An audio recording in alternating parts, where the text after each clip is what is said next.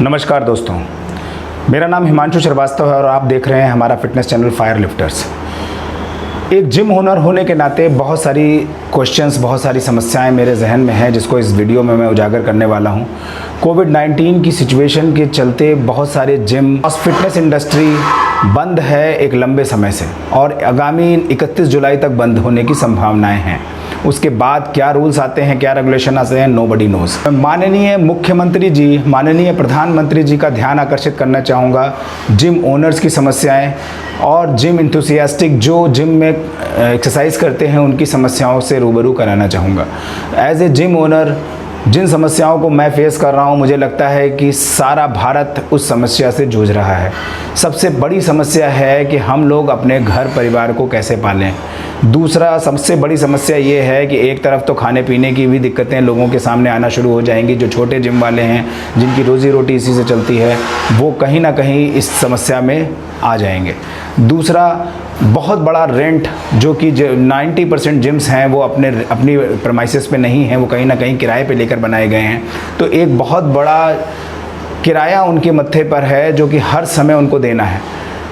किराए में कोई माफ़ी नहीं है, किसी भी तरीके की कोई छूट हमें नहीं मिल रही है। बिजली का बिल का भुगतान हमें करना ही करना है।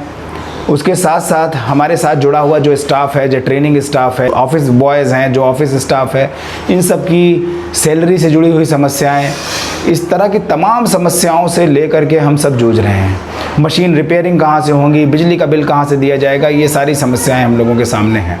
उसके साथ साथ फिटनेस इंथुसियास्टिक की समस्याओं की बात करते हैं। जो बंदा जिम में आता है वो अपनी फ़िटनेस को लेके अवेयर है, या तो वो कोई खिलाड़ी है या फिर वो अपनी बॉडी को फिट रखना चाहता है, एक्स्ट्रा फैट घटाना चाहता है, अपनी बॉडी को चुस्त दुरुस्त तंदुरुस्त रखना चाहता है। वो बंदा ऐसा नहीं है जो कि अपने स्वास्थ्य के प्रति लापरवाह है। वो बंदा ऐसा है जो अपने स्वास्थ्य के प्रति सचेत है। तो दोस्तों, अगर आपको लगता है कि इस जिम को खोलने से वो ऐसी लापरवाही करेगा, या वो सोशल डिस्टेंसिंग नहीं रखेगा, या वो मास्क नहीं लगाएगा, या वो सैनिटाइज करके बॉडी को तब जिम के अंदर नहीं घुसेगा, तो ये सोचना गलत है, क्योंकि वो पहले से ही अपने स्वास्थ्य के प्रति अवेयर्ड है। दूसरा इंपॉर्टेंट पॉइंट ये है कि वो किसी कंपटीशन को लड़ने जा रहा है, वो किसी बॉडी बिल्डिंग में भाग लेने जा रहा है। उसके अपने सपने हैं, उसके अपने गोल हैं। आप जानते हैं कि बॉडी बिल्डिंग एक बहुत महंगा शौक़ है। तो ये सारी चीज़ों को लेकर के अगर हम देखें तो वास्तव में उसके सपने आज की डेट में पूरे होते हुए नहीं दिखाई दे रहे हैं। उसके अलावा केवल जिम इंडस्ट्री इससे सफ़र नहीं कर रही है, इससे सफ़र कर रही हैं जिम वियर बनाने वाली वो कंपनियां जो जिम जाने वाले लोगों के लिए कपड़े बनाती थी।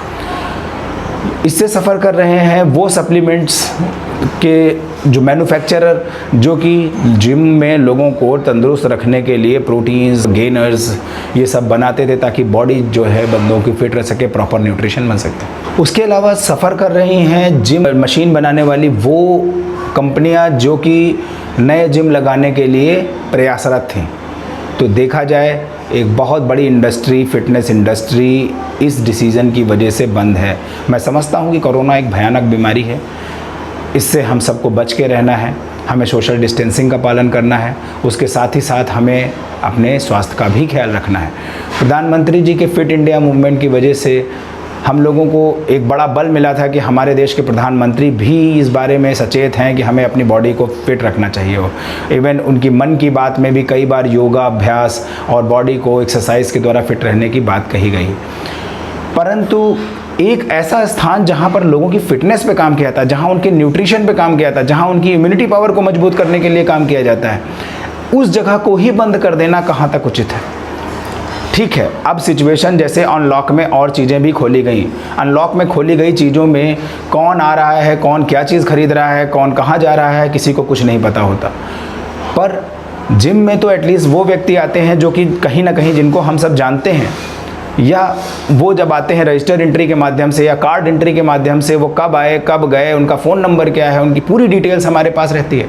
ईश्वर न करे अगर कोई भी ऐसी मिस हैपनिंग होती है जहां पर लगता है कि शायद इसकी वजह से कोई संक्रमण फैल सकता है, तो हम बहुत आसानी से ट्रैक कर पाएंगे कि किस बैच का बंदा है, कितने लोग आते हैं वहाँ पर, किन लोगों से वो मिला है, तो हम बहुत आसानी से लोगों को जान पाएंगे। मेरा अनुरोध सिर्फ आपसे इतना है कि जिस प्रकार से अनलॉक 1 में कुछ चीज़ें खोली गई, अनलॉक 2 में खोली गई, तो ये जिम भी खोले जाएं, भले ही कुछ ना कुछ पाबंदियां रखी जाएं, उन पाबंदियों को हम लोग मानने के लिए तैयार हैं।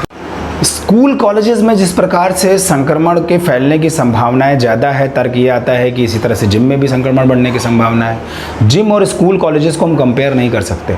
जिम में नॉर्मली एक एडल्ट बंदा आता है जो कि फ़िटनेस को लेकर सचेत है, जबकि स्कूल कॉलेजेस में वो बच्चे होते हैं जो कि शायद सचेत इतना नहीं हैं। दूसरा, उनसे सोशल डिस्टेंसिंग का पालन करवा पाना एक मुश्किल कार्य है।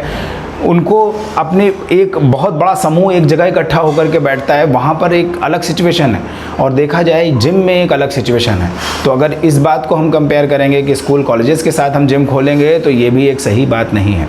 हमें भी एक मौका दीजिए, हम लोगों को भी फिट करेंगे, हम लोगों की इम्यूनिटी पावर बूस्ट करेंगे, हम भी सोशल डिस्टेंसिंग का पालन करेंगे, हम भी चाहेंगे कि कोरोना से बिना संक्रमित हुए हम भी अपने परिवार को पाल सकें। तो इसी आशा के साथ मैं ये वीडियो यहीं समाप्त करता हूँ, और ये आशा करता हूँ जिन तक ये वीडियो पहुँचे उसको एक ये वीडियो की वजह से नहीं, इसको हमारे देश की आवाज़ की वजह से ना स्प्रेड करें, ताकि ये आवाज़ माननीय मुख्यमंत्री जी तक, माननीय प्रधानमंत्री जी तक पहुँचे। और बहुत जल्दी ही हमें जिम खुलने की आशा है, और हम बहुत जल्दी ही मिलने वाले हैं अपने अपने जिमों में। इसी आशा के साथ ये वीडियो यहीं समाप्त करता हूँ। Thank you so much for watching.